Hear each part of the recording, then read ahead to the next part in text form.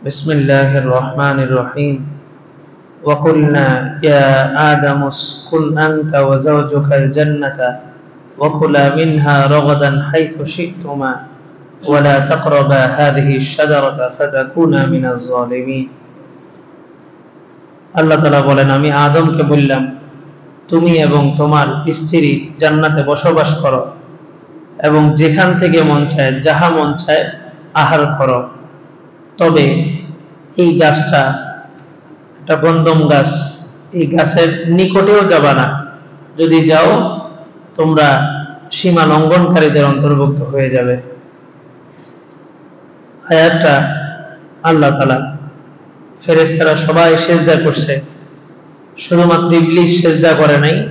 এখানে এসে আল্লাহ তাআলা পুরা সৃষ্টিজীবকে দুইটা ভাগে বিভক্ত করে ফেলেছেন।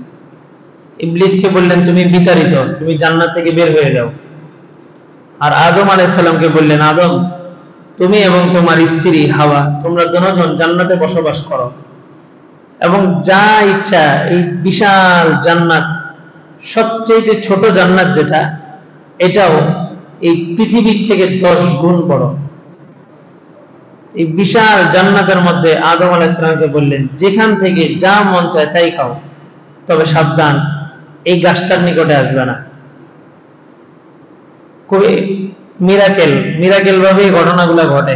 মানব জাতিকেও আল্লাহ তাআলা পৃথিবীতে হালাল বস্তুর অভাব রাখেন নাই, কিন্তু আমাদেরও একটা স্বভাব, আমরা ওই হালাল বাদ দিয়ে ওই হারামের দিকেই যাই। আদম আলাইহিস সালামের জন্য পুরা জান্নাতের সব কিছু হালাল ছিল, সব কিছু বাদ দিয়ে ওনাকে যেই গাছের জন্য নিষেধ করা হয়েছে, সর্বশেষ ওই গাছের দিকে গেছে। আল্লাহ তাআলা গাছের ফল খাইতে নিষেধ করেন নাই, মানে এতটাই কঠোর করছেন যে ওয়ালা তাকরাবা, এই গাছের নিকটেও যাবে না। জিনার ব্যাপারে আল্লাহ তাআলা বলছেন ওয়ালা তাকরাবুজ জিনা, জিনা করার প্রশ্নই আসে না। আল্লাহ বলছেন যে জিনার নিকটেও যেও না, জিনার কাছেও যেও না। আদম আলাইহিস সালামকে আল্লাহ তাআলা বললেন, এই গাছটার কাছে যাইই না, যদি যাও সীমা লঙ্ঘনকারীদের অন্তর্ভুক্ত হয়ে যাবে। শয়তান আসলো, শয়তান আইসা আদম আলাইহিস সালামকে বুঝাতে পারে নাই। মা হাওয়া আলাইহিস সালামকে বুঝাইলেন, বললেন যে আল্লাহ তাআলা তোমাদেরকে এই গাছের ফল খাইতে নিষেধ করছে এই জন্যই যে এই গাছের ফল খাইলে মানুষ মারা যায় আর জান্নাতে চিরস্থায়ী হয়ে যায়। এই গাছের ফল খাইলে মানুষ মারা যায় না এবং জান্নাতে চিরস্থায়ী হয়ে যায়। আল্লাহ তাআলা তোমাদেরকে সব সময় চিরস্থায়ী জান্নাতি করতে চান না, এই জন্য তোমাদেরকে নিষেধ করছে এই গাছের ফলটা খাইতে। আমাদের দেশে এনজিও এরা লোন দেয়, টাকা লোন দেয়, ঋণ দিয়া এখন নতুন ভাবে দেখলাম এরা কাদিয়ানীদের বিভিন্ন বই বিতরণ করে এনজিওরা। এবং এনজিওদের একটা রুল আছে, একটা নিয়ম আছে, আপনারা ফলো করলে দেখবেন যে এরা পুরুষকে ঋণ দেয় না, মহিলাকে ঋণ দেয়। এবং মহিলাকে বোঝানো খুব সহজ। ইবলিস আইসা হাওয়া আলাইহিস সালামকে বুঝাইছে, বোঝানোর পরে হাওয়া আলাইহিস সালাম আদম আলাইহিস সালামকে ধরছে, কয় গাছের ফলটা খাই। কোরআন শরীফের আরেক জায়গায় আছে আল্লাহ তাআলা বলেন ওয়াকাসামাহুমা ইন্নী লাকুমা লামিনান নাসিহিন। তখন তো 2 নাম্বার ছিল না, নকল ছিল না, পুরো পৃথিবী হচ্ছে অরিজিনাল খাঁটি, 2 নাম্বারই ছিল না। ইবলিস এসে বলল যে আল্লাহর কসম খেয়ে বলতেছি আমি তোমাদের জন্য হিতাকাঙ্ক্ষী। আদম আলাইহিস সালাম চিন্তা করলো যে একটা মানুষ আল্লাহর নামে তো মিথ্যা কথা বলতে পারে না। এই শয়তানের সবচেয়ে বড় ফাঁদ হচ্ছে কথায় কথায় কসম খায়। আমাদের সমাজের অনেক লোক আছে কথায় কথায় কি করে কসম খায়, আল্লাহর কসম।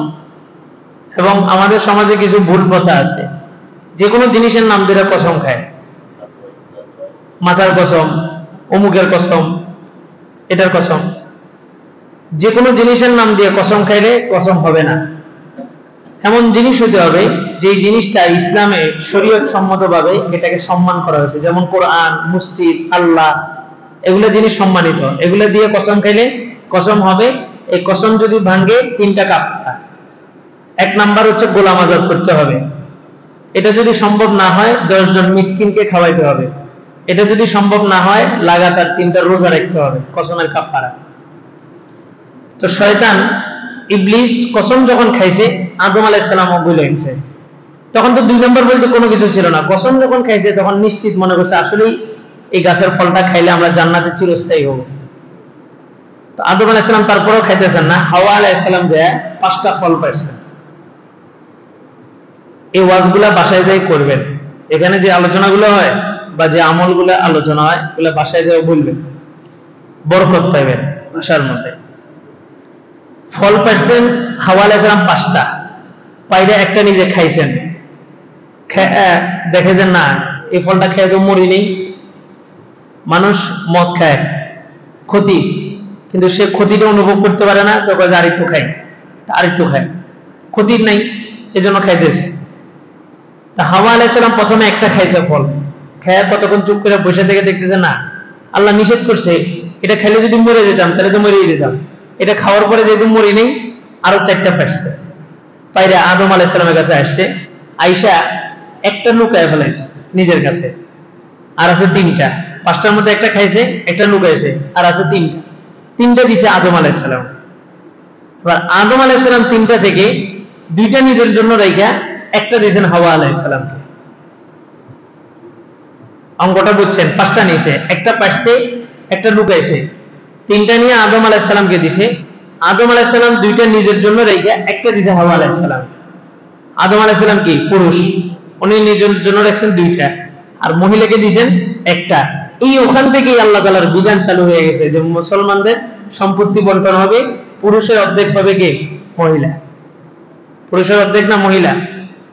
তা আদম আলাইহিস সালাম যে 2টা রাখছেন, একটা হাওয়া আলাইহিস সালামকে দিয়েছেন, এখান থেকেই আল্লাহ তাআলা নিয়ম চালু করছেন যে মহিলারা পুরুষের অর্ধেক পাবে, আর পুরুষ মহিলার চাইতে দ্বিগুণ পাবে। আর হাওয়া আলাইহিস সালাম যে একটা জিনিস লুকাইছে, একটা তাফসীরি কিতাবের মধ্যে আসছে, আমার নিজের বক্তব্য না, তাফসীরি কিতাবের মধ্যে আসছে, বলে যে এই যে হাওয়া আলাইহিস সালাম একটা লুকাইছে, এই স্বভাবটা ওই হাওয়া আলাইহিস সালাম থেকে এখন পুরা জাতি মহিলাদের মধ্যে এটা আছে। এরা ওই টাকা পয়সা জমায়, আপনারা বলবো না টাকা আছে, যে এমন একটা বিপদে পড়ছেন তো বলবো যে আমার কাছে তো 1000 টাকা আছে, 1000 টাকায় হইতেছে না, একটু পরে বলবো যে আরো 500 টাকা আছে, একটু পরে বলবো যে আরো 500 টাকা আছে। এদের মানে চুরি না, স্বামীর টাকাই নিজেরা গচ্ছিত করে জমায় একটা। তা হাওয়া আলাইহিস সালাম একটা নিজের জন্য রাখছিলেন, 3টা আদম আলাইহিস সালামকে দিয়েছে। নাস্তিকরা বলে নারী পুরুষের সমান অধিকার। তাফসীরি কিতাবের মধ্যে এই জায়গাটাতেই কথাগুলো টানছে, বলে যে আসলে ইসলাম কি নারীকে কি অসম্মান করছে, নারীর হক নষ্ট করছে? বাহ্যিক দৃষ্টিকোণ থেকে দেখলে বোঝা যায়, মনে হয় যেন নারীকে মনে হয় ইসলাম ঠকাইছে, নাহলে নারীকে অর্ধেক কেন দিবে? তাফসীরি কিতাবের মধ্যে আসছে, বলে যে চিন্তা করলে দেখা যাবে যে নারীকে যে অর্ধেক দিছে এটাও নারীর জন্য বেশি। কারণ কি? বলে যে একজন নারী সে বিবাহের আগ পর্যন্ত এই নারীর সমস্ত জিম্মাদারি তার পিতার উপরে, এবং যখন বিবাহ হয়ে যায় তার সমস্ত জিম্মাদারি তার স্বামীর উপরে, তার স্বামী যখন চলে যায় তার সমস্ত জিম্মাদারি তার ছেলের উপরে, জীবন শেষ। কিন্তু বিপরীত দিকে দেখেন, একটা ছেলে বালেগ হওয়ার পরে শরীয়ত বলে সে নিজের কামাই নিজে করতে হবে। এরপরে বিয়ে করছে, বিয়ে করার পরে বিবির ভরণ পোষণের দায়িত্ব তার উপরে। আর একটু বড় হয়েছে, মা বাবা বৃদ্ধ হয়ে গেছে, মা বাবার ভরণ পোষণের দায়িত্ব তার উপরে। তাহলে ছেলের প্রাপ্তবয়স্ক হওয়ার পর থেকে তার শুধু খরচ আর খরচ, আর অপরদিকে মেয়ের কোনো খরচ নেই, তারপরেও মেয়েকে শরীয়ত অর্ধেক দিছে, মানে আসলেই বেশি দিছে। তা আদম আলাইহিস সালাম নিজের জন্য 2টা রাখছেন, আর মা হাওয়া আলাইহিস সালামকে একটা দিয়েছেন। এখান থেকে আল্লাহ তাআলা নিয়ম চালু করছেন যে পৃথিবীর সমস্ত পুরুষের জন্য 2 ভাগ, মেয়ের জন্য 1 ভাগ। فأزلهما الشيطان عنها فأخرجهما مما كانا فيه। শয়তান তাদেরকে ধোঁকা দিল। فأخرجهما مما كانا فيه, তাদেরকে আমি জান্নাত থেকে বের করে দিয়েছি। এখন প্রশ্ন দেখতে পারে, আদম আলাইহিস সালাম তাহলে ভুল করছেন, উনি নবী, ওনার দ্বারা ভুল হয়েছে। আর আমাদের বিশ্বাস হচ্ছে নবীরা, সমস্ত নবীরা নিষ্পাপ, ওনাদের কোনো গুনাহ নাই। এখানে তাফসীরি কিতাবের মধ্যে আসছে যে আল্লাহ তাআলা নিজেই বলছেন ফানাসিয়া আদম, লাকাদ আহিদনা ইলা আদামা ফানাসিয়া, আমি আদম থেকে অঙ্গীকার নিয়েছিলাম, আদম ভুলে গেছে। তাহলে এখন ভুলে যাওয়াটা কি দোষ? আল্লাহ বলেন যে না, তোমরা রোজা রাখছো না, রাখছো, তো রোজা রাখা অবস্থায় ভুলে যদি খানা খেয়ে ফেলো এটা কোনো অপরাধ না, কোনো সমস্যা নেই, রোজা হয়ে যাবে। নামাজের মধ্যে ভুল করছো, 2টা সুজদা দাও, বাস নামাজ হয়ে যাবে। ভুলে করলে ওটা অপরাধ না, কিন্তু যাই না বুঝা ইচ্ছাকৃত ভাবে করলে সেটা হচ্ছে অপরাধ। তো আদম আলাইহিস সালাম যেটা করছেন সেটা ভুলে করছেন। আর শরীয়তের মধ্যে আছে, হাদিসের মুসলিম শরীফের একটা হাদিস, রুফি আল কলাম আন সালাস, 3 ব্যক্তি থেকে কলম উঠায় নেওয়া হচ্ছে, মানে এই 3 ব্যক্তির গুনাহ লেখা হয় না। 1 নাম্বার মাজনুন, পাগল; 2 নাম্বার সবি, বাচ্চা; 3 নাম্বার খাতি, নাসি, যে ভুলে করছে। রোজা রাখছে, ভুলে গেছে, খানা খেয়ে ফেলেছে, তো কইছে কোনো গুনাহ নাই, রোজাও ভাঙবে না, তোমার রোজাও কবুল হবে। আল্লাহ ওয়াকুলনা বিতু বা'দুকুম লিবা'দিন আদু, আল্লাহ তাআলা বললেন যে তোমরা পরস্পরকে শত্রু হিসেবে গ্রহণ করো। ইহবিতু, তোমরা জমিনে নেমে যাও। ওয়ালাকুম ফিল আরদ, এবং আজকের পর থেকে মুস্তাকাররুম ওয়া মাতাউন ইলা হিন, তোমরা পৃথিবীতে বসবাস করবে নির্দিষ্ট একটা সময় পর্যন্ত। তা আদম আলাইহিস সালাম এবং হাওয়া আলাইহিস সালামকে দুজনকে পৃথিবীতে নামায় দেওয়া হয়েছে। আর যখনই ওনারা জান্নাতের ওই গাছের ফলটা যখনই খেয়েছেন, সাথে সাথে দুজন উলঙ্গ হয়ে গেছে, সাথে সাথে। কারণ ওনাদের গায়ের উপরে ছিল জান্নাতি পোশাক, আর জান্নাতি পোশাক এটা একটা নিয়ামত। যখন গুনার কাজে জড়িত হয়ে গেছেন, সাথে সাথে পোশাক খুলে গেছে। তো ইবলিস সর্বপ্রথম আমাদের মা বাবা দুজনকে ল্যাংটা করছে। এখনো পর্যন্ত ইবলিসের এজেন্ডা হচ্ছে নারীকে উলঙ্গ করা।